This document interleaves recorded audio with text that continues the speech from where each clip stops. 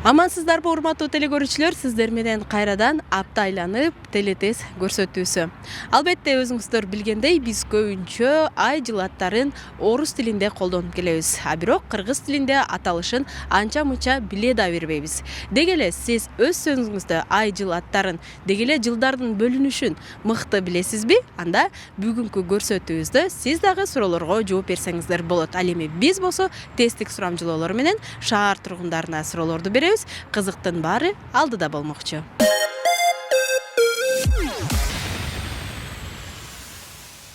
Урматтуу телекөрүүчү, биз ар бир көрсөтүүбүздө жеңүүчүлөрдү аныктап келебиз. Бүгүн дагы жеңүүчүбүз бар. Бул телекөрүүчүбүз жеңүүчү аталды. Сиз дагы өз үйүңүздө отуруп жеңүүчү болуп, эң сонун белекке ээ болгуңуз келеби? Келиңиз, анда кийинки суроолорго жооп берүү үчүн көрсөтүүнүн аягына чейин көрүп барып, андан кийин жооп берип, Семетей кинотеатрынын чакыруу баракчасына ээ болуңуз.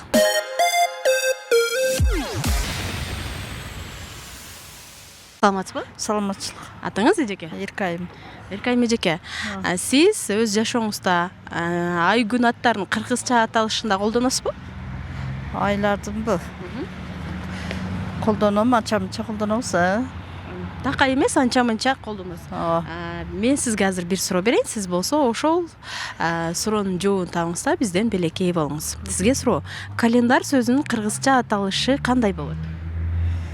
Календарбы? Календар не дейт эле календарды? Кыргызча колдонду десеңиз, кандай сөз менен кыргызча колдонмоксуз? Календар неме да? Аптанын аталышы, жок, аптанын айлары. Айлардын жалпы тизмеги биз календар деп колдонобуз, бир жыл календарды карайынчы деген сөздү колдонобуз. Дал ушул календар сөзүн кыргызча которсо кандай болот эле? Сиз кандай деп ойлойсуз? Мен ушу аптанын күндөрү деп эле айтмаксыз, Келиңиз, сизге жардам иретинде 4 вариант окуйт. Сиз болсо туура вариантты бериңиз. А варианты бул күндөлүк дейт. Б варианты жылнама. В варианты мезгилдик. Г варианты болсо убакытнама. Бул күндөлүк болуш керек. Күндөлүк деп ойлойсуз, Бул сиздин бизге берген акыркы туура деген жообуңуз. Демек, календар сөзүндө эле сиз көбүнчө календарды эле колдонуп окшойсуз. Иштейсиз да, эжеке? Жок, азыр үйдөмүн. Үйдөсүз. Сиздин бизге берген жообуңуз бул күндөлүк деген жооп болду. Сиздин катышып бергениңизге ыраазычылык билдиребиз, бирок туура эмес таап калыңыз. Сиз менен коштошобуз.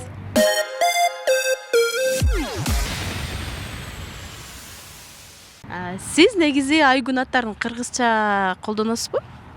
Көбүнчөсү колдонобуз, ооба. Мисалы, кайсы айлардын аттарын кыргызча билесиз? Өзүмдүн туулган күнүм май айында болгон үчүн буг айы деп жакшы билемин. Ошондой эле биз жылнаманы мектеп учурунда колдонобуз. Сөзсүз түрдө календарык план мезгилинде жылнама деп айтылат. Демек, февраль айынын кыргызча аталышын билесиз да, Эмне эле бул? Айдын 3-ү эле. Кандай болот? Айдын 3-ү болуп айтылат. Демек, сиз февраль айынын кыргызча аталышын колдоно бербейт экенсиз. Дал ушул сыяктуу сизге суроо берем. Сиз болсо туура жоопту таап белекке ээ болуңуз. Календар сөзүнүн кыргызча аталышы кайсы? Календар сөзүнүн кыргызча аталышы жылнама. Жок, жылнама. Ишенимдүүсүзбү? Ооба. Календар сөзүнүн кыргызча аталышы кандай болот? Календар. Ошо жылнама. Болсо керек деп, бирок өзүңүзгө ишенбей жатасыз. Келиңиз, 4 вариант айтайын. Сиз болсо туура жоопту бериңиз. А варианты күндөлүк дейт. Б варианты жылнама. В варианты мезгилдик. Г варианты болсо убакытнама. Ошо мен айткандай эле жылнама. Сиз өз сөзүңүздө жылнама деп айтасызбы же календарды карай коеюнчу дейсизби же жылнаманы карай коеюнчу дейсизби? Биз ушул күндө биз кыргыз тилин так эле сүйлөбөгөндүктөн биз календарык план деп эле колдонобуз да, календар деп. Календарды карап койчу деп. Календар сөзүн көбүрөөк колдонобуз. Негизи кайсы тилде колдонулушун көбүрөөк каалайт элеңиз же колдойт элеңиз? Өзү кыргыз болгонубуздан кийин кыргыз тилин колдошубуз керек. Кыргызча жылнама деп иштетишибиз керек. Биз айтып баштагандан кийин башкалар дагы айтып баштайт деген ойдомун. Азаматсыз. Демек, Сиз биздин берген суроого туура жооп бердиңиз. Албетте календар бул кыргызча которулганда жылнама деп которулат. Дал ушул суроого туура жооп берип, жана ошондой эле жылнама деп колдонуңуздар деп сунуштап өткөндүгүңүз үчүн биз сизге Семетей кинотеатрынан чакыруу баракчасын берели. Кармаңыз, бул сиздики. Мыкты кино тасмаларды жайлуу орундуктарда көрүп келсеңиз болот. Рахмат чоң сиздерге. Ушундай съемкаларыңыздар менен чыкканыңыздар бул элдерге көбүнчө мына кокустан берилген суроолор өзү бардыгы эле билсе керек. Бирок ушинтип сиздердин ишиңиздер аркылуу көпчүлүгү эсинде калат деген ойдомун. Мен дагы ушул жылнама, кыргызча айлардын аттарын эстеп жүрсөм керек сиздер аркылуу. Рахмат чоң.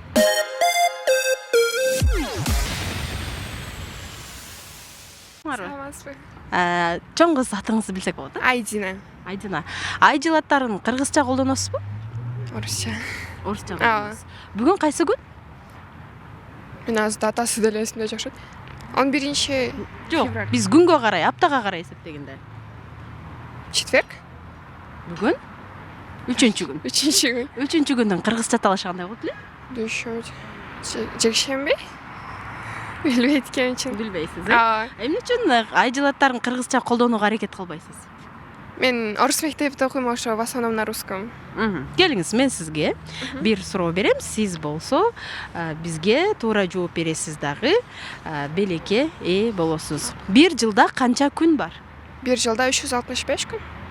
Туура эле жооп бердим деп ойлодум. 365.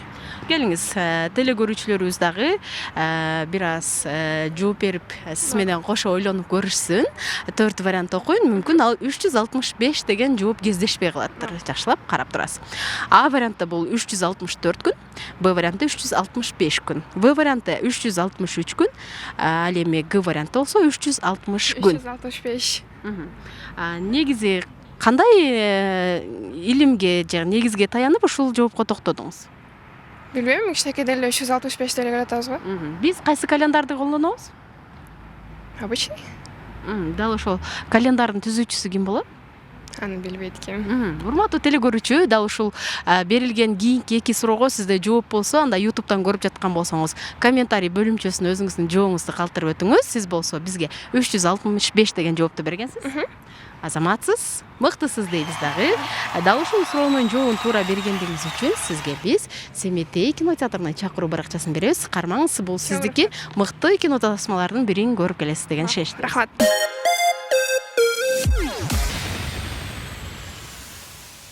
Саламатсызбы? Атыңыз? Эльбурс. Эльбурс.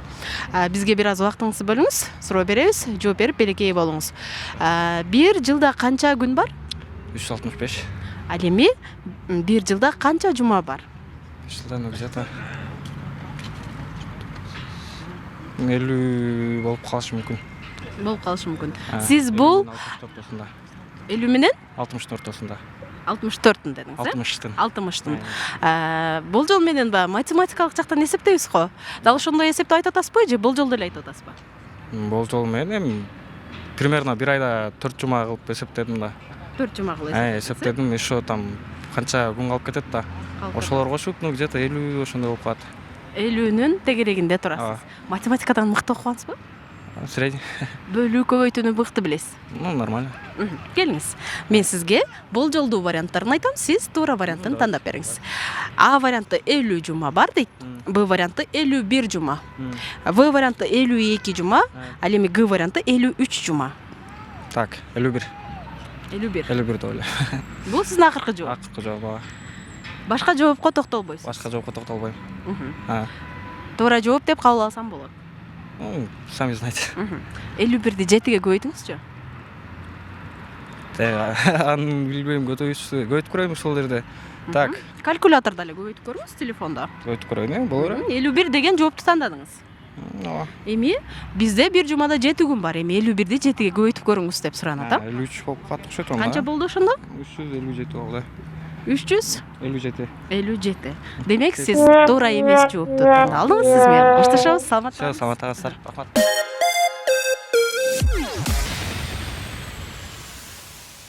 Сизге бир суроом бар.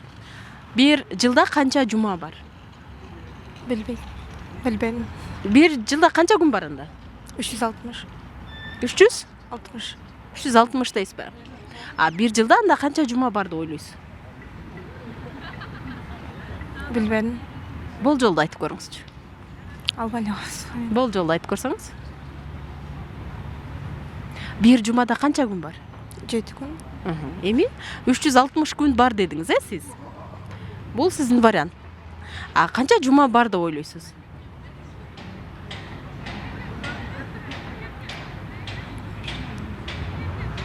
Билбейсиз. Келиңиз менске.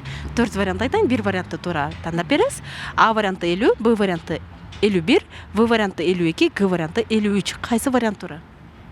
50 А варианты турабы деп ойлойм. 50 деп ойлойсуз, Бул сиздин акыркы вариант. Азаматсыз, сиз менен коштошобуз. Жооп бергениңиз үчүн ыраазычылык билдиребиз. Саламатта калыңыз. Жооп туура эмес.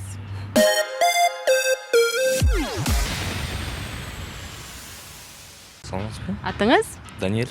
Даниэль, bir жумада канча күн бар? 7. 7. Эми сизге суроо. Bir жылда канча жума бар? Эже билбейт экен чындап. Билбейсиз? Келиңиз мен сизге жардамга келем. 4 вариант менен. А варианты 50, Б варианты 51, В варианты 52, Г варианты 53. Сиз мени карап жооп бериңиз. Bir жылда канча жума бар? 51 эже. 51? 51, Демек, бул сиздин акыркы жооп да, О. 51ди 7ге көбөйтүп көрүңүзчү. Көбөйтө аласызбы? Калькулятор менен да көбөйтүп көрсөңүз. Канча болот? Азыр. 51ди 7ге көбөйтүңүз. 300. 350. Башынан айтыңыз вариант. 51ди 7ге көбөйтүңүз. Сизден мен туура жоопту кабыл алдым. Сиз 50 дедиңиз. Эми сиздин жооңуздун ката же туура экендигин айтышым керек. Албетте, сиз туура эмес жоопту тандадыңыз. Саламатта калыңыз.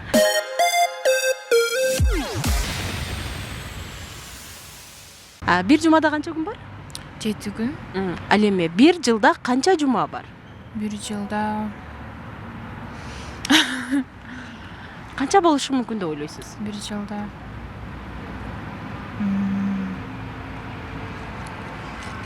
Болжолду 68. 68 жума бар деп ойлойсуз, Бул сиздин вариант. Bir жылда канча күн бар?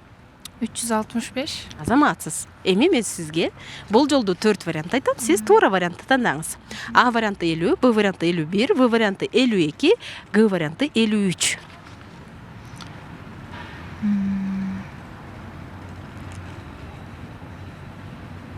Bir жылда канча жума бар?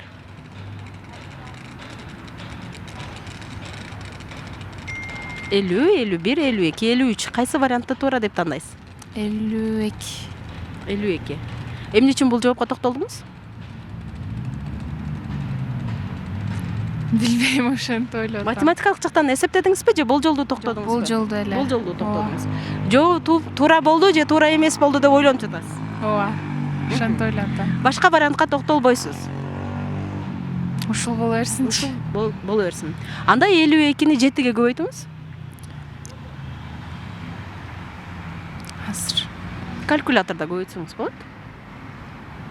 Телефондо. Негизи көбөйтүү бөлүүнү мыкты эле билебиз да, Ооба. Эмне үчүн өз эки кошо албайбыз? Өз эки кошоймунбу? 52-ни. 52-ни чыгара бериңиз калькулятордо да 52 көбөйтөбүз 7ге. 7ге. 364. Ошондо канча экен? 52. Азамат, сиз туура жоопту бердиңиз. Анткени бизде 365 күн бар деп bir жылда кабыл алган болсок, 52 жума бар. Сөзсүз түрдө калдыгы менен бөлүнөт, bir күн ашып калат. Көпчүлүгү бул суроонун жообун таба албай келген. Сиз болжолду эле тандадыңыз, менин билишимче. Болжолду тандап, бирок туура жоопту таптыңыз. Туура жоопту тапкандыгыңыз үчүн биз сизге мыктысыз дейбиз дагы. Семетей кино театрынан чакыруу билетин беребиз. Кармаңыз, бул сиздики. Мыкты кино тасмалардын бирөөсүн көрүп келсеңиз болот. Рахмат жан.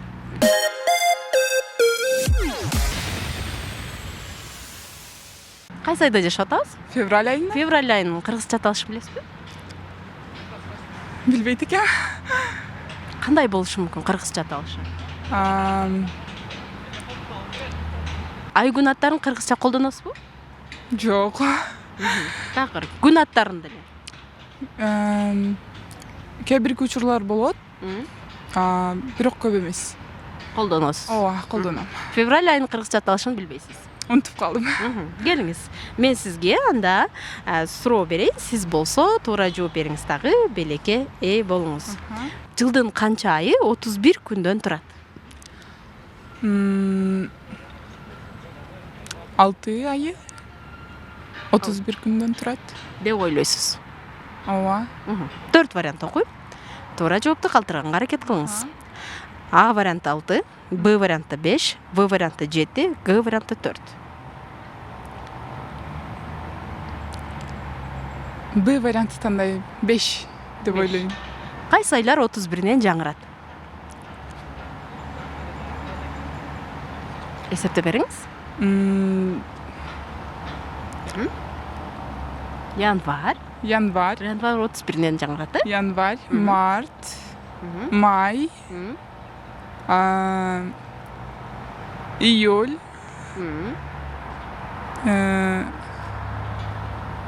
октябрь, декабрь. 6 6бы 5бы? 6 болуп калды го. 6 деген вариантка токтолдуңуз. Ооба. Азаматсыз катышып аракет кылганыңыз үчүн рахмат. Бирок туура эмес жоопту тандадыңыз. Сиз менен коштошобуз.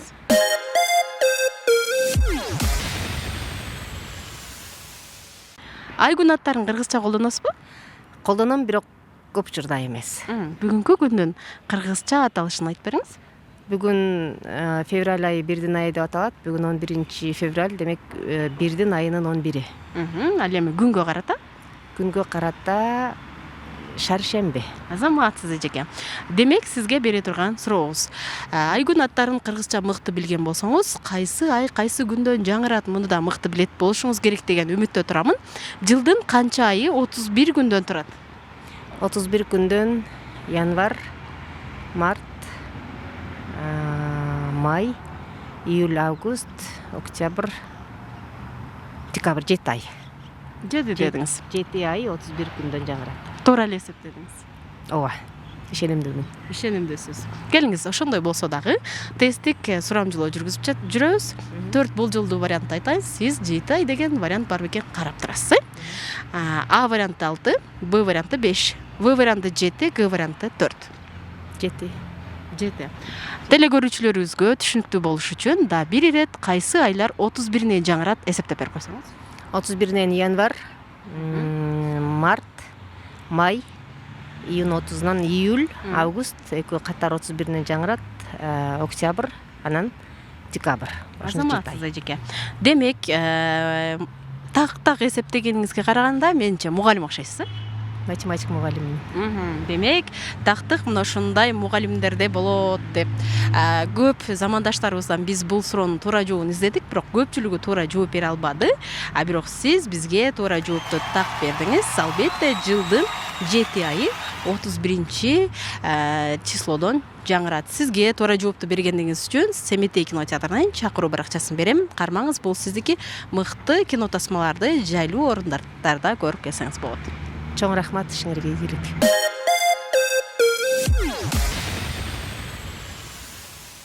Кадырман телекөрүүчү, биздин тесттик сурамжылоолорубузга катышкан замандаштарыбыздын жооп берген жоопторуна ортоктош болуңуздар. Келиңиздер эми үйүңүздөрдө олтуруп, сиздер жооп бериңиздер дагы белекке ээ болуңуздар. Тесттин жообун белгилөөдө абдан тездик жана шамдагайлык талап кылынат. Анткени ким биринчи жоопту берген болсо, дал ошол көрүүчүбүз жеңүүчү боло алат. Анда эмесе суроону жакшылап угуңуздар. Бир кварталда канча ай бар?